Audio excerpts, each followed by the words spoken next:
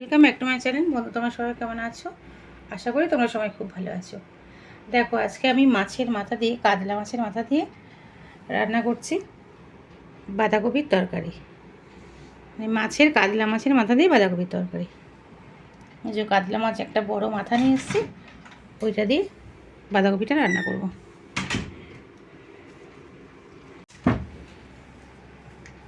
দেখো বন্ধুরা, আমার বাঁধাকপির তরকারি কমপ্লিট হয়ে গেছে। এই যে প্রথমে কড়াইয়ের মধ্যে একটুখানি মাছটা প্রথমে ভেজে নিলাম, আলুটা ছাকা তেলে ভেজে নিলাম। তারপরে কড়াইয়ের মধ্যে তেল, তেজপাতা, গোটা জিরে আর গোটা গরম মশলা দিলাম। দিয়ে তার মধ্যে পেঁয়াজটা দিয়ে একটু ভাজলাম। পেঁয়াজটা ভাজা হলে তার মধ্যে দিয়ে দিলাম তোমার আদা রসুন বাটা, জিরে বাটা, ধনে বাটা, গুঁড়ো লঙ্কা, লঙ্কা গুঁড়ো, হলুদ গুঁড়ো। তো ওটা দেওয়ার পর ভালো করে কষিয়ে নিলাম। কষে নিয়ে বাঁধাকপিটা দিয়ে দিলাম। আর মাছটা তো ভেজে রাখা ছিল।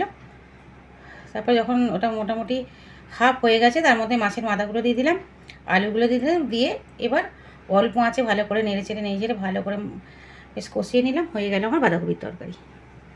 দেখো, লাস্টে একটু গরম মশলা ছড়িয়ে দিয়ে নামিয়ে নিলাম, গুঁড়ো গরম মশলা।